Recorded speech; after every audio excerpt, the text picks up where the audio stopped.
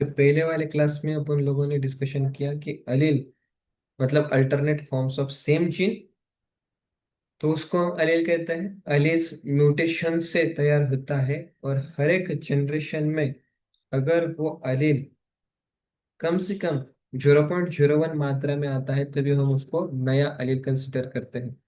यहाँ पे देखो, न्यू म्यूटेशन सोमेटिक सेल में भी होता है या फिर जर्म सेल में भी होता है। एनसीईआरटी की लाइन है, अगर जर्म सेल में म्यूटेशन हो रहा है लेकिन फिर भी उसकी जो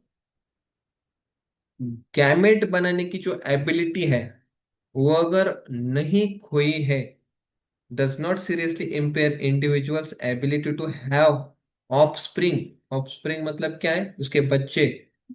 वो अगर एबिलिटी उसकी इम्पेयर नहीं हुई है तो फिर वो जो म्यूटेशन इसके अंदर थे वो म्यूटेशन नेक्स्ट जनरेशन में क्या हो सकते हैं, ट्रांसफर हो सकते हैं। Who can transmit the mutation into next generation, ऐसा करके।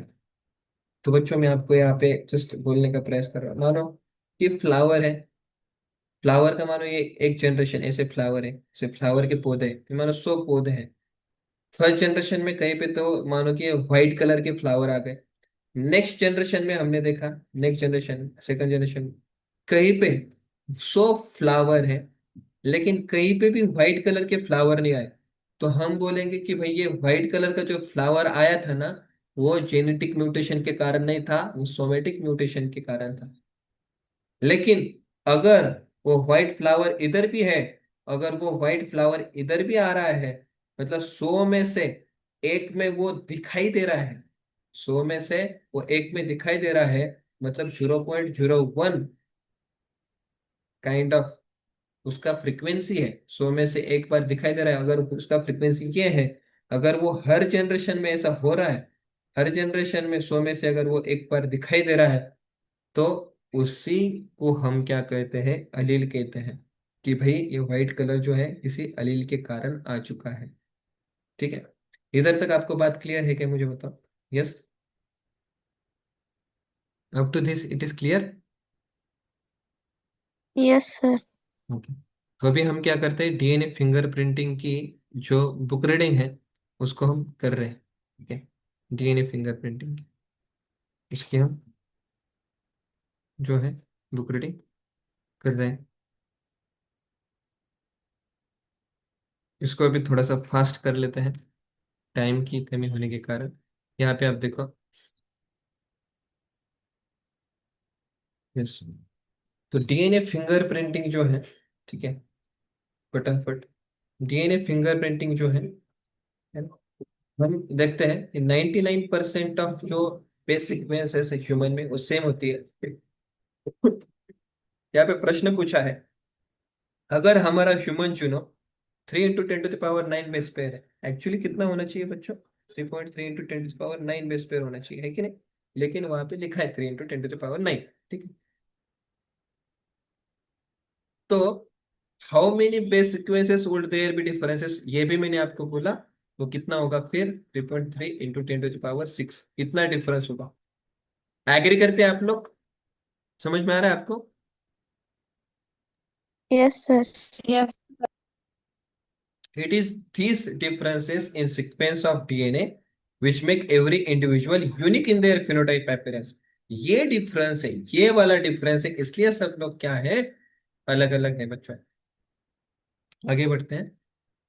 अगर कोई व्यक्ति है जो genetic differences between two individual को फाइंड आउट करना चाहता है, या फिर बिटवीन इंडिविजुअल्स ऑफ पॉपुलेशन को फाइंड आउट करना चाहता है, अगर वो हर एक सीक्वेंस को अगर कंपेयर करते बैठे, मतलब इसमें ए है, इसमें दूसरे व्यक्ति में इधर ए है, इधर टी है, दूसरे व्यक्ति में इधर टी है, ऐसा अगर बेस पे कैलकुलेट करता बैठे, कंपेयर करता बैठे, तो उसको समय भी लगेगा, डाउटिंग टास्क है, टाइम कंज्यूमिंग है, एक्सपेंसिव भी है।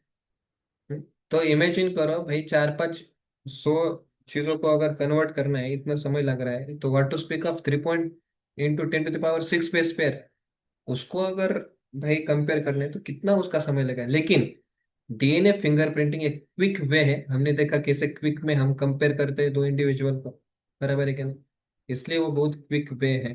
तो डीएनए फिंगरप्रिंटिंग जो है वो क्या क्या करता है वो जरा सा देख लेते हैं। देख लो यहाँ पे, डीएनए फिंगरप्रिंटिंग जो है वो आइडेंटिफाई करता है, क्या आइडेंटिफाई करता है? डिफरेंसेस। कौन से डिफरेंसेस को आइडेंटिफाई करता है? जरा ध्यान से सुनो।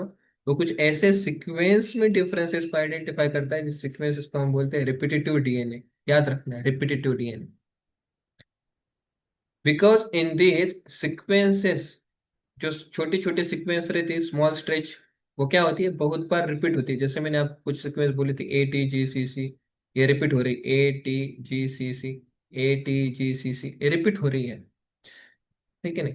तो रिपीटेटिव डीएनए मतलब जिसमें कुछ सीक्वेंसेस बार बार रिपीट हो रही है, उसको हम बोलते हैं repetitive DNA. This repetitive DNA जो है, हम सेपरेट कर सकते हैं बाकी के जितना भी डीएनए है उसमें से, as a different peaks during density gradient centrifugation. तो मैंने आपको बोला था कि कुछ ऐसे पिक्स बनते हैं, माइनर पिक्स, मेजर पिक। तो हमने क्या किया? तो डेंसिटी ग्रेडियंट के थ्रू हमने क्या किया? जो मेजर पिक वाले थे उसको हमने सेपरेट किया, माइनर पिक वाले थे उसको हमने सेपरेट किया। जो माइनर पिक वाले थे, देखो यहाँ पे, the bulk DNA forms a major peak, and जो स्मॉल पिक थे, माइनर पिक, उसको हम क्या बोलते हैं? सैटेलाइट डीएनए बोलते हैं। बात समझ में आ रही है आपको मैं क्या कह रहा हूँ? Yes. Yes sir. Depending upon satellite DNA को भी हमने क्या किया? क्लासिफाई किया। देखो, एटी रिच है या जीसी रिच है, लेंथ ऑफ सेगमेंट के हिसाब से, नंबर ऑफ रिपीटेटिव यूनिट के हिसाब से। सैटेलाइट डीएनए को हमने दो यूनिट में क्लासिफाई किया, माइक्रो सैटेलाइट नहीं तो मिनी सैटेलाइट, है ना? तो माइक्रो सैटेलाइट भी हमारे कुछ काम का नहीं, हमको काम का कौन सा है? Mini satellite. ये याद रखना आप, यह याद रखना आप। सैटेलाइट डीएनए में भी दो satellite, micro satellite, mini satellite. काम का कौन सा है? Mini satellite. देखो, रिपीटेटिव डीएनए को सैटेलाइट डीएनए का, सैटेलाइट डीएनए में दो मिनी, माइक्रो, मिनी। मिनी काम का है, मिनी को ही हमने VNTR कहा था। धीरे धीरे जाएंगे। This sequences normally do not code for any protein, ये हमको पता है। मिनी सैटेलाइट, माइक्रो सैटेलाइट कोई भी डीएनए को, प्रोटीन को कोड नहीं करती है। ये ह्यूमन जीनोम का लार्ज पोर्शन बनाती है। ये high degree of polymorphism show करती है। और यही हमारा डीएनए फिंगरप्रिंटिंग का बेसिस है। इधर तक, इधर तक आपको क्लियर है क्या? मुझे बताओ। यस। Yes sir. अभी यहाँ पे आगे देखते हैं क्या क्या करते हैं। देखो, हम डीएनए किससे किससे निकाल सकते हैं? एवरी टिश्यू से, सच एज ब्लड हो, हेयर फॉलिकल हो, स्किन हो, बोन हो, सलाइवा हो, स्पर्म हो, है ना? तो किसी से भी हम क्या कर सकते हैं? डीएनए को निकाल सकते हैं, है ना? तो जो इंडिविजुअल होता है, उस इंडिविजुअल की ब्लड की सेल ले लो, हेयर फॉलिकल की सेल ले लो, स्किन की ले लो, बोन की ले लो, सलाइवा की ले लो, स्पर्म की ले लो, कोई भी ले लो, हर एक में सेम डिग्री ऑफ पॉलीमॉर्फिज्म होता है। समझ में आ रहा है आपको? मेरे अंग के कोई भी सेल को आप पकड़ लो, उसका जो डीएनए डिग्री ऑफ पॉलीमॉर्फिज्म रहेगा वो सेम रहेगा। ऐसा है, मतलब मेरे अंदर की जो रिपीटेशन है वो सेम रहेगी, कोई भी पकड़ लो। तो मैंने आपको बोला था कि जो VNTR है या RFLP है, दो व्यक्ति में सेम रह सकता है। एक तो मेरे ही बॉडी के कोई अलग सेल को, नहीं तो मोनोजाइगोटिक ट्विन, उन दोनों में सेम टू सेम रहता है। डीएनए फिंगरप्रिंटिंग किस किस में काइंड ऑफ यूजफुल है? फॉरेंसिक एप्लीकेशन में, क्राइम किसने किया उसको डिटेक्ट करने के लिए, उसके साथ, है ना? अ, हमको पता है कि पॉलीमॉर्फिज्म 50% पेरेंट से आता है, 50% मदर से आता है। तो पैटर्निटी टेस्ट में, इन केस ऑफ डिस्प्यूट, मतलब ये बच्चा किसका है, वो माँ बोल रही है बच्चा मेरा है, दूसरी माँ बोल रही है बच्चा मेरा है, तो जज अपना सर पटक रहा है। भाई, जज को क्या पता चलेगा बच्चा कौन सा है? उसको तो प्रॉपर स्टडी चाहिए होती है डीएनए फिंगरप्रिंटिंग। आगे बोलिए। As a polymorphism in DNA sequences is the basis of genetic mapping of human genome as well as DNA fingerprinting. It is essential that we understand what DNA polymorphism means in simple terms. Polymorphism मतलब क्या है? Variation at genetic level. वो क्यों arise होती है? ये arise होती है बिकॉज ऑफ म्यूटेशन। जब थोड़ा बहुत चैप्टर 4 नंबर का चैप्टर रिकॉल करो, ऐसे बोल रहे हैं, न्यू म्यूटेशन में अराइज इन इंडिविजुअल, इधर सोमेटिक सेल में म्यूटेशन हो सकते हैं, नहीं तो जर्म सेल में म्यूटेशन हो सकते हैं। अगर जर्म सेल में म्यूटेशन हो रहे हैं, लेकिन ऐसे म्यूटेशन हो रहे हैं जो कि गैमेट बनाने की प्रोसेस को इम्पेयर नहीं कर रहे हैं, तो ऐसे म्यूटेशन अगले जन्म में क्या, सॉरी अगले जन्म नहीं है, नेक्स्ट जनरेशन में क्या हो सकती है, ट्रांसफर हो सकती है। It can spread to the other members of population through sexual reproduction. यहाँ पे फिर अलील के ऊपर थोड़ा सा चर्चा किया है।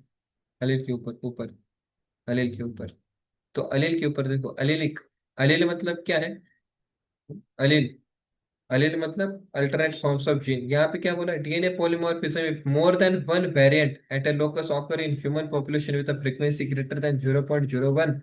In simple terms, if an inheritable mutation is observed in a population at high frequency, it is referred to as a DNA polymorphism। ऐसा है। तो ये डीएनए बदल चुका है, डीएनए की सीक्वेंस बदल चुकी है, डीएनए पॉलीमॉर्फिज्म हो चुका है, अलील बदल चुका है, अलील फॉर्म हो चुका है, हर एक जनरेशन में 0.01% से ज्यादा आ रहा है, तो फिर हम बोल सकते हैं कि भाई यहाँ पे डीएनए पॉलीमॉर्फिज्म हो चुका है, डीएनए बदल चुका है।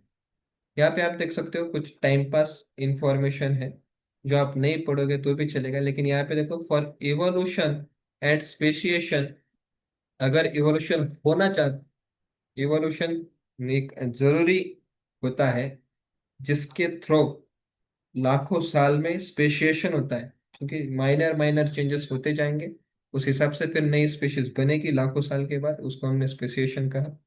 सच पॉलीमॉर्फिज्म एक इम्पोर्टेंट रोल है, इसके बारे में आप हायर क्लासेस में डिटेल स्टडी करोगे ऐसा बोला है। जबकि अभी इम्पोर्टेंट टॉपिक के ऊपर आते हैं, डीएनए फिंगरप्रिंटिंग की टेक्निक को किसने इन्वेंट किया।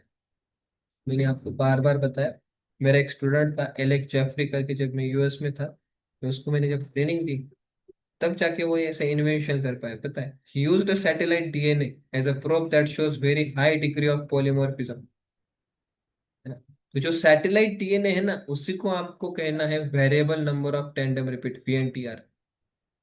This technique is used earlier, involve southern blotting hybridization using radio label VNTR as a proof. It included, हे बघा 60 स्टेप जे आहेत वो हम देख रहे हैं यहाँ पे। पहला स्टेप आइसोलेशन ऑफ डीएनए, दूसरा स्टेप उसको कट करो रेस्ट्रिक्शन एंडोन्यूक्लियस के थ्रू, तीसरा स्टेप उस डीएनए फ्रैगमेंट को सेपरेट करो जेल इलेक्ट्रोफोरेसिस से, फोर्थ स्टेप उसका डीनेचुरेशन करो, उसके सिंगल स्ट्रैंड करो। उसके बाद फिर एक स्टेप आता है जो थी साउथर्न ब्लॉटिंग। साउथर्न ब्लॉटिंग मतलब जो सेपरेटेड डीएनए फ्रैगमेंट है उसको सिंथेटिक मेम्ब्रेन, नाइलॉन नाइट्रोसेल्युलोज या फिर नाइलॉन मेम्ब्रेन पे ट्रांसफर करो। वो फिर उसके ऊपर फिर वीएनटीआर प्रोब डालो जिसको हमने हाइब्रिडाइजेशन कहा। और छठवां स्टेप है फिर उसकी ऑटो रेडियोग्राफी करो, और फिर आपको फिर वो ऑटो रेडियोग्राफी के थ्रू आपको फिर एक पैटर्न दिखेगा, उस पैटर्न के थ्रू आप चेक कर सकते हो कि कौन सा क्राइम वाला जो पार्ट है वो कौन से सस्पेक्ट के साथ जुड़ रहा है, ठीक है। देखो, the VNTR belongs to a class of satellite DNA, मैंने आपको पहले ही बोला कौन सा class of satellite DNA, mini satellite DNA के क्लास से बिलोंग करता है, इसलिए इसको मिनी सैटेलाइट कहते हैं। Small DNA sequence is arranged tandemly in many copy numbers. यहाँ पे देखो एक टेंडमली शब्द है, टेंडमली का शब्द क्या होता है, टेंडमली मतलब कंटिन्यूअसली, बच्चों ध्यान में रखना, टेंडमली मतलब कंटिन्यूअसली। तो कंटिन्यूअसली क्या होता है, ये सीक्वेंस बार बार रिपीट होती है बच्चों, एटीजीसी एटीजीसी एटीजीसी, मानो कोई भी सीक्वेंस हो जो बार बार रिपीट होती हो कॉपी नंबर, उसको टैंडम रिपीट कहते हैं। इसलिए आप देखो इसका नाम क्या है, variable number of tandem repeat. Tandem मतलब कंटिन्यूअसली रिपीट हो रही है, और वो नंबर वेरी होता है क्रोमोसोम टू क्रोमोसोम। यहाँ पे देखो copy number varies from chromosome to chromosome in an individual. ये जो नंबर होता है ना, show high degree of polymorphism. VNTR की साइज जो है कम से कम 0.1 हो सकती है, ज्यादा से ज्यादा 20 KB तक हो सकती है बच्चों। Consequently after hybridization with VNTR probe, autoradiogram जो होता है वो बैंड्स दिखाता है, व्हाइट व्हाइट बैंड अलग अलग साइज के। तो फिर उस बैंड के हिसाब से एक पैटर्न जनरेट होता है। तो फिर वो पैटर्न के हिसाब से फिर हम क्या कर सकते हैं, आराम से, आराम से हम क्या कर सकते हैं, क्राइम वाले को, जिसने किया है उसको पकड़ सकते हैं। देखो यहाँ पे ये जो पेंटियर है, it differs from individual to individual in population, except in case of monozygotic twin. The sensitivity of the technique has been increased by use of polymerase chain reaction. Study about it PCR in chapter number 9. Consequently, DNA from a single cell is enough to perform DNA fingerprinting analysis. In addition to such application as a forensic science, it has a much wider application, such as आप यहाँ पे देख सकते हो, in determining in determining popul population and genetic diversities. Population के अंदर जो genetic diversities है उसको आप क्या कर सकते हो, चेक कर सकते हो. Currently many different probes are use to generate DNA fingerprint. बच्चों ऐसा करके हमने डीएनए फिंगर प्रिंटिंग जो है उसको हमने स्टडी किया.